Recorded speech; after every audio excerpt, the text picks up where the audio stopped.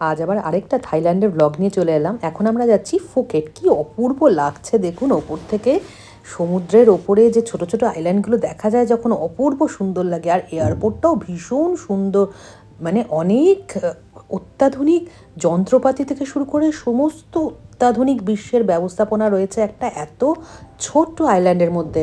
তো আমরা একটা গাড়ি বুক করে নিয়েছি এখান থেকে। প্রথমে আমরা এখান থেকে যাব আগে হোটেলে। অ্যাকচুয়ালি আমরা একটা নিজেরা গাড়ি হায়ার করব। এখন আমরা ঢুকে পড়েছি নোভোটেল ফুকেট রিসর্টে। এটা আমরা বুক করে এসেছিলাম আগে থেকে অনলাইনে। তো এটা জেনারেলি 15,000 টাকা করে রুম চার্জ শুরু হয়। তো আমরা এবার বুক করেছি ডিলাক্স সি ভিউ রুম। বিশাল বড় রিসর্টটা, ঢুকতেই তো মানে এত ভালো লেগেছে, এত অপূর্ব। রুমটাও বিশাল বড়। এটা ডিলাক্স সি ভিউ রুম, আমি তো বললামই, পড়েছিল প্রায় 19,000 টাকার মতো পার নাইট। আর বিশাল বড়, সুন্দর। আর এটা সি ভিউ বলেই নিয়েছিলাম। এমনি আমরা ফুকেটে তো আগেও এসেছি, আগেও থেকে গেছি তো বেশ কয়েকবার, কিন্তু এবারে ইচ্ছে ছিল যে একটা খুব ভালো হোটেলে থাকবো ফুকেটে এসে। একদম সি ভিউ রুম হবে, আর সূর্যাস্ত হচ্ছে এখন, কি অপূর্ব লাগছে এখান থেকে। আর পুপাই যে বক বক বক বক করে যাচ্ছে, ও একদম ব্লগিং করার মতো করে যাচ্ছিল। তো যাই হোক, ভীষণ সুন্দর লাগছে। সূর্যটা আস্তে আস্তে যে অস্ত যাচ্ছে, সেই অবস্থাটা দেখতে যে কি ভালো লাগছে। এখন আস্তে আস্তে সন্ধে হয়েছে, এবার রাতের ভিউটা আপনাদের দেখাই চলুন। রিসর্টটা তো পাহাড়ের ওপরে অবস্থিত, একদম সমুদ্রের ধারে আর পাহাড়ের ওপরে। ফুকেটে পাহাড়ও আছে, সমুদ্রও আছে, একসঙ্গে আছে, যে কারণে ফুকেটের বিউটিটাই একদম অন্যরকম। আর ভেতরটা একটু আলো আঁধারি করে জঙ্গল জঙ্গল করে রাখা হয়েছে, মানে অ্যাকচুয়ালি জঙ্গল তো ছিল, এই পাহাড় কেটে করা এটা। তো সেই জঙ্গলের মধ্যে দিয়ে যাচ্ছি, এখানে চাঁদ উঠেছে, পূর্ণিমার চাঁদ, অপূর্ব লাগছে, মানে মোহময়ী করে তুলেছে জায়গাটাকে যেন। আর হালকা হালকা নিবু নিবু আলো দিয়ে জায়গাটাকে পুরো সাজানো। এবার আমরা ঢুকছি মেন এন্ট্রান্স দিয়ে, লবির দিকে যাচ্ছি, রিসেপশনের দিকে যাব। বিশাল বড় লবি, সত্যি এটা একটা 4 স্টার বলছে, বাট আমাদের দেশে যদি এটাকে কাউন্ট করা হয় তাহলে এটা মোর দ্যান 5 স্টার। আর এই ছেলেটিকে, কলকাতার ছেলে আয়ুধ চৌধুরী, এখানে ফুকেটে এসে দেখা, এত ভালো লাগলো। বাঙালির ছেলে, কলকাতার ছেলে, পার্ক সার্কাসের ছেলে, এখানে চাকরি করছে নোভোটেলে। ভীষণ ভালো লেগেছে বাঙালি পেয়ে। একটু আয়ুধ বলো কিছু। আমি কলকাতায় থাকি, পার্ক সার্কাসে। আমার নভেম্বরে এসছি এখানে। তো life in Phuket is very good. I really love it, staying here close to the nature, and I am enjoying my time here. And it feels really nice when I meet Bangalis and they come up and speak to me. It feels like a family. ভীষণ ভালো লেগেছে আয়ুধকে এখানে পেয়ে। বাঙালির ছেলে, আমাদের কলকাতার ছেলে, এত ভালো লেগেছে। এত সুন্দর জায়গায় ও চাকরি করছে।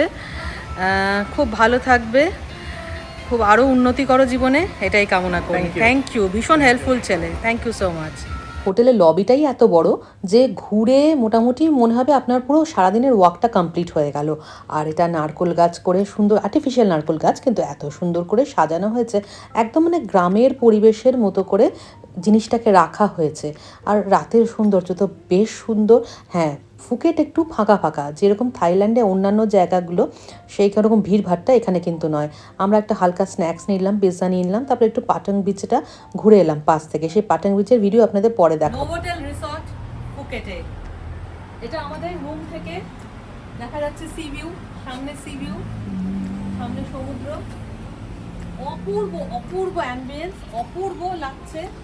এত গাছগাছালির মধ্যে সমুদ্রের ধারে দাঁড়িয়ে রয়েছি, সামনে কত ওয়াটার অ্যাক্টিভিটিস হচ্ছে, এখান থেকে বসে ঘরে বসে দেখতে পাচ্ছি আমরা।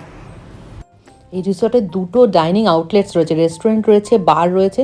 তাই চলে এসেছি এখন মর্নিংয়ে ব্রেকফাস্ট করতে।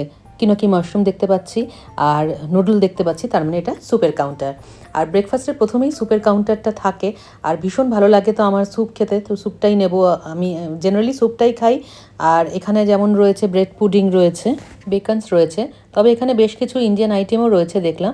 এটা যেমন ইন্ডিয়ান একটা আইটেম রয়েছে।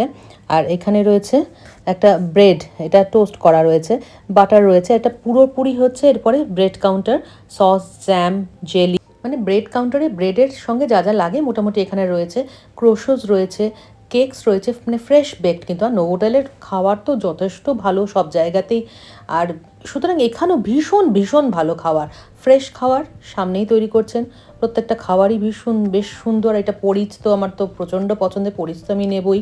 আর এখানে হচ্ছে স্টার ফ্রাইড হোয়াইট ক্যাবেজ, তারপরে বিন বানস এগুলো, তারপরে রয়েছে স্টার ফ্রাইড চিকেন এটা, আর তারপরে রয়েছে star fried noodle with egg, pineapple fried rice, massaman chicken curry, খুব লাল লাল চিকেন কারি।